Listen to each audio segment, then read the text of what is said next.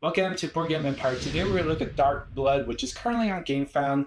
This is more of, I guess, worker placement, resource management. There's also a little bit of take that and end game bonus scoring, also as well as a point salad type of game because there's different ways to gain points. But extremely fun game. Amanda and I both played it. Currently, she's dealing with some spinal issues, so she can't do this right now. So I'm covering it. But I'm going to cover pretty much how the game works and then do my final thoughts. So here we have the Necromancer, and here we have the Warlock. You will have 4 different miniatures for each one. Total 8 you can have max, but then you'll be able to obtain 4 more, but you start out with 4. You will obtain one of these silvers. And there's other resources that you'll be able to obtain, the anvil, the blood drops. You also will have the sulfur. Here we have the acrylic jar, and then the bones. Now those are resources that you'll be able to use to cast spells and stuff like that. And I'll cover that here in a little bit. You also have your sigils, which you'll be able to put on the board here. But when you first start out, and the way you start out is there's rules that you'll be putting drops. Also, you'll be putting what's priority tokens and pretty much position tokens in each bag. And they say pretty much do 4 bags, even if you're playing with 2-player, because that way it's random. So, like this one has 4 blood drops. Now those will be end game points as well. This is your position point, which will be under unholy favor. And then this is kind of like points you get at the end. But those are your bags. You also have your spells that you'll cast here, your hexes, and underneath the hexes, you'll notice that it has a 1, which it has a 1 here. And then the second one has a 2. And it goes all the way to 4. And so you'll know where to place them. So it's easy to identify. You'll also be placing these, let's see what they call them, wooden discs randomly throughout. And so the reason you're doing this is because like for here is 4, that means you'll get 4 of the silver. You get 1 here. Here you get 3, 2, and that's pretty much where you'll be placing like your workers. So here we have the unholy favor. This is the rank it'll work, like who goes first, second, third, fourth. Depending on where you're there, where you're ranked also in the game, you'll be able to collect these. You also have your cards here, which allow you to do different things. Like this one, you may consume a blood silver, and I forget what it is. To upgrade 1 ritual, this one you may kill a peasant to gain 2 blood. But these are also random where they're placed, and those are called the priority tokens. Actually, no, those aren't. Those are, priority tokens. You also have these, which you'll be able to obtain depending on what you do. Like if you you're the first to finish the ritual, all 5, you'll be able to do that. Also, if you obtain all 8, so you'll be able to get a lot of these points as you're doing it as well. And then also there's an event card that each player gets. And so you pretty much want to make sure that you keep this secret, because that is end game scoring. All right, so the way the game goes is there's 4 phases. There's the upkeep phase, the placement phase, the resolve phase, the filing phase. So during the upkeep phase, what you're doing is draw from the pouch and place 2 hex in each locations. So each time each round you're gonna be putting them in the bag and redoing them.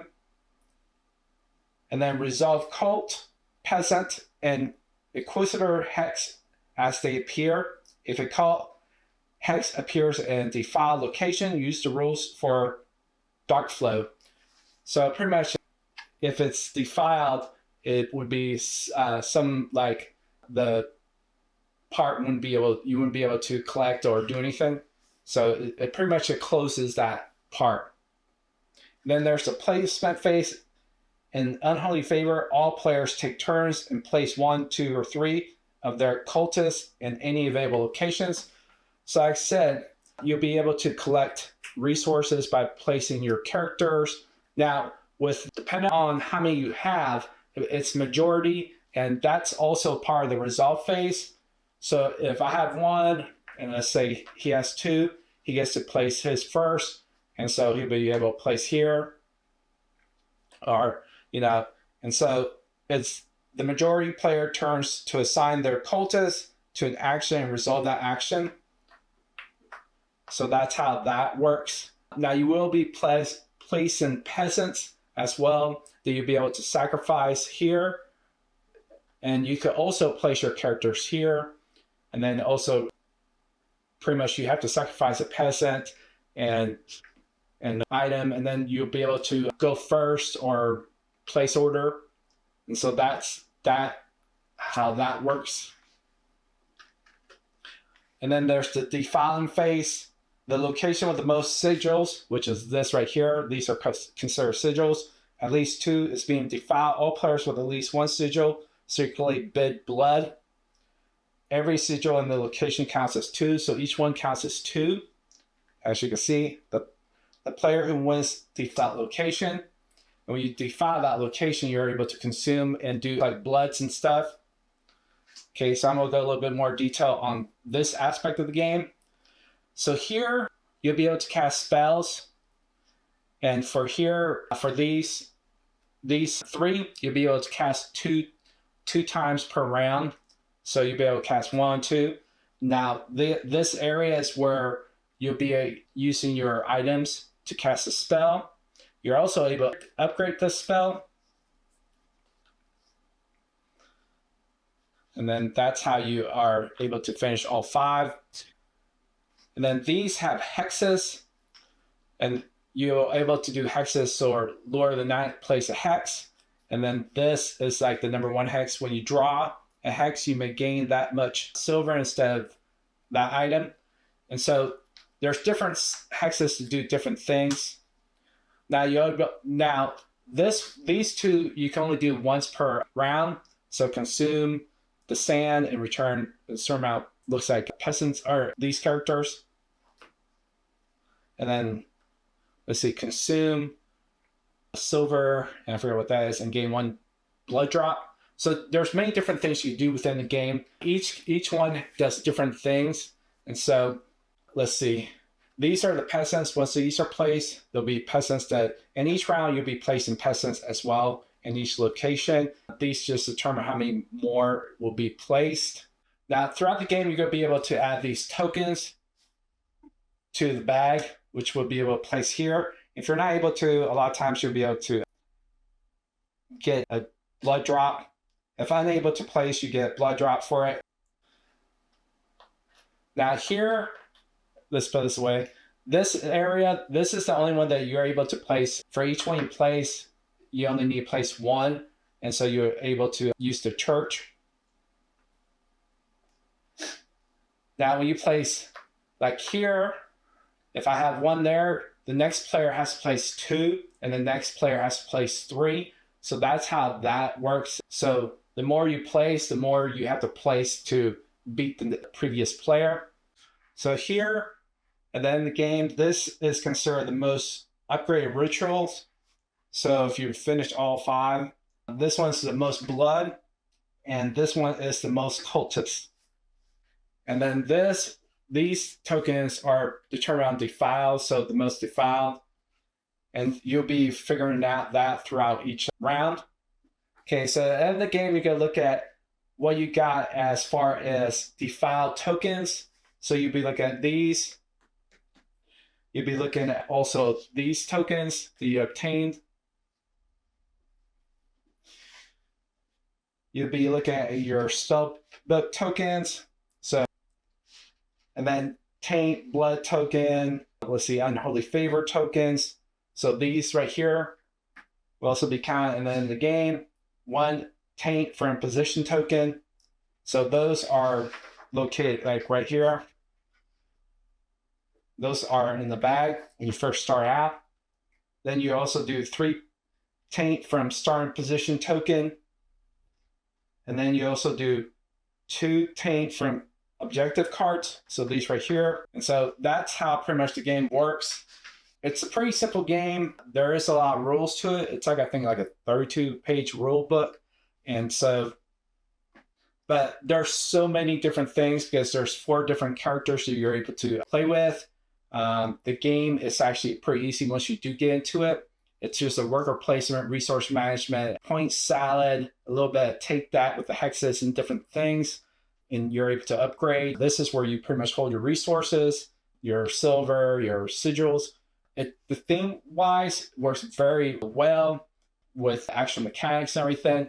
So as far as components, I was very impressed with component quality. I like the dual layer. I like the little, these are actually wood pieces, or kind of these, and then the cardboard. And so, and the board is really nice. It would be cool if it was dual layered, which I'm sure it is in the game found. The cards are really well made. Just everything looks well made. Now these are the prototypes, so some of the components are like not pristine, and so they will be in final production. But just phenomenal. I love the box, really cool box. So, and then the blood drops, the evil with the sand, the bones, and the sulfur. Just everything is just top notch. Some of the best components I've seen in game. So replayability, high replayability, because they're always changing. There is a lot of randomness to the game because of where you're placing these. Also the starting locations, your player like ranking or who goes first and stuff like that. And just there's so much strategy to this game. We really liked it. So high replayability, mechanics, really like the mechanics. We love worker placement games. And then also there's also the point side aspect of the game. So those are like our favorite. And then also has some take that. So we enjoy being able to be very devious in our games, but just phenomenal mechanics. So pretty much, I'm not gonna rate it, but I would rate it really high. I think it's a phenomenal game. I could see this being one of my top games that I play, also because it has every aspect of a game that I like. The points, the worker placement, the little take that, resource management, and also just the theme is just phenomenal. My wife and I are very spiritual people, and so we kind of gravitate to themes that we enjoy, and like, you know, we like horror flicks, thrillers, and stuff like that. And so this is kind of up our alley. It's really cool designed. We've never played a game like this. I mean, it does have a lot of the same mechanics that a lot of games have, but I think the theme ties it in with mechanics very well. So just phenomenal game. Highly recommend it. If you like this video, please like and subscribe. Social media down below in the description. I will have a link where the game found is in the description. And we'll see you next video.